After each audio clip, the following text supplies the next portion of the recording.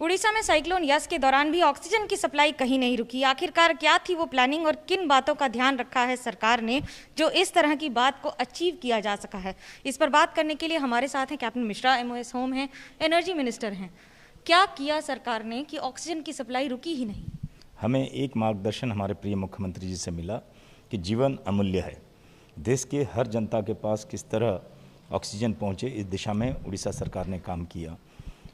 Oxygen plants को बिना कोई तकलीफ बिजली पहुंचे तो DG set stand by two stand by में रखा गया। छोटी छोटी चीज़ों को ध्यान में दिया गया।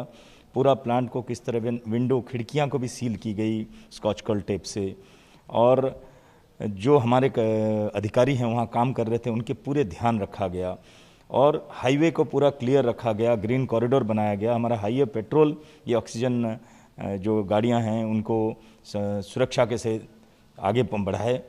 तो जब तूफान चल रही थी तब भी ऑक्सीजन का प्रोडक्शन था, तूफान थमने के बाद भी ट्रांसपोर्टेशन चालू हो गया, और आज भी निरंतर ये चालू है। ये एक बहुत बड़ी उपलब्धि है और उड़ीसा जूझ रही है क्लाइमेट चेंज के। मेरा निवेदन है आपके माध्यम से कि हम पर्यावरण को संरक्षित करें ताकि इस तरह की आपदा किसी भी राज्य पे ना आए।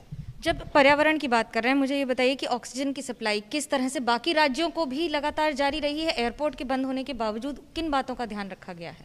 देखिए, ये जो था करीबन कोस्टल डिस्ट्रिक्ट हमारे 4-5 इसी में हाईवे बंद किया गया था, तो पहले से ही जो भी स्टॉक था उसको आगे बढ़ाया गया प्रोडक्शन, ताकि दूसरे राज्यों को जो देना था वो पहुंचाया गया।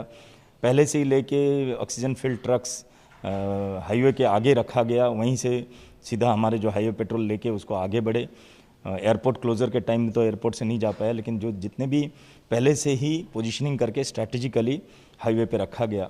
और तूफान के दौरान भी प्रोडक्शन थोड़ी देर के लिए मतलब भी बंद नहीं किया गया बिजली की सप्लाई, तो ये एक बहुत बड़ी उपलब्धि है। तूफान के दौरान देखा जाता है बिजली के पोल गिर जाते हैं, डिसरप्ट होती है सप्लाई। एनर्जी मिनिस्टर हैं, उसको कैसे मेंटेन किया? देखिए, एक मूल मंत्र है हमारे मुख्यमंत्री जी के, गरीबों के पास जब when they need you most you should be standing. The governance pattern has changed. We are no more ministers. We are in the field. I was there during the cyclone. You yourself were there. So we are there with the people when the cyclone was passing. That is the kind of commitment our Honorable Chief Minister has for the people of Odisha. And that's the reason could be you all are motivated. And today you see the energy warriors.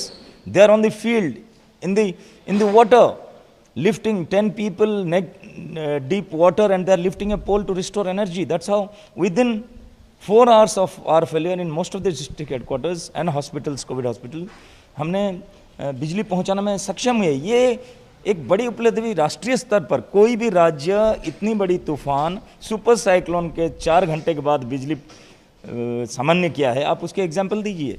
Covid अस्पतालों में कैसे manage किया गया है, क्योंकि वहाँ तो 1 second के लिए भी बिजली नहीं हट सकती? पूरा हर अस्पताल में जो भी रिक्वायरमेंट था बिजली के, उसका आकलन करके उसका डबल द कैपेसिटी जनरेटर रखा गया। कहीं एक जनरेटर फेल हो जाए तो स्टैंड बाय से स्टैंड बाय रखा गया, और पूरे बिजली विभाग को दिशा निर्देश किया गया कि पहले जैसे ही तूफान थमी, थोड़ी थोड़ी हवा चल रही थी, आप कल देख रहे थे, इवन 80-90 किलोमीटर में काम करना कितनी तकलीफ है, उसी के दौरान भी हमारे लोग हॉस्पिटल में लाइन सामान्य करने के लिए तैयार रहे और काम किए, जूझे। I salute those energy workers, they were really brilliant on the field में काम करना आसान नहीं है, खास तौर से तब जब एक और साइक्लोन हो और दूसरी तरह कोविड। लेकिन सरकार ने ऐसी कई बातें करके इसे भी साबित कर दिया है। कैमरा पर्सन मान के साथ मनोज्ञा लोईवाल, बालासोर, उड़ीसा, ABP न्यूज़।